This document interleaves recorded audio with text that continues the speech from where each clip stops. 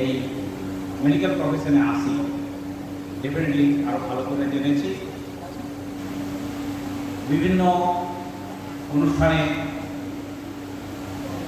Nurses day বা others অনুষ্ঠানে তাকে স্মরণ করা হয়, তখন বিভিন্নভাবে তার জীবনী সম্বন্ধে জেনেছি। মঈন মসজিদ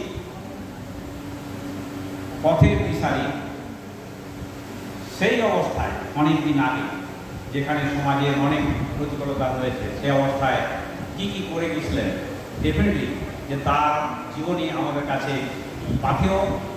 এবং আমরা আজকে আমি আর বেশি কিছু বলবো না,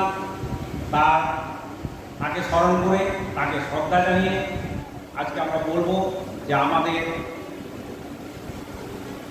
শপথ নেওয়ার দিন, আমাদের উদ্বুদ্ধ হওয়ার দিন, আমাদের উদ্বুদ্ধ করার দিন। সবাই ভালো থাকুন, stay healthy, and you are the future of the society. Thank you. শিক্ষা উজ্জ্বল হয়ে ছড়িয়ে পড়েছে আমাদের মাধ্যমে। আলোকের ঝর্ণা ধারায় সমস্ত জ্ঞানী ক্লেশ ধুয়ে দিয়ে তিনি গিয়ে গেছেন সামনের বাধা। তিনি যুদ্ধ শেষের আলোকবর্তিকা। তিনি বারবার তার কাজে প্রমাণ করে গেছেন চিত্ত যেথা ভয় শূন্য, উচ্চ যেথা শীল, জ্ঞান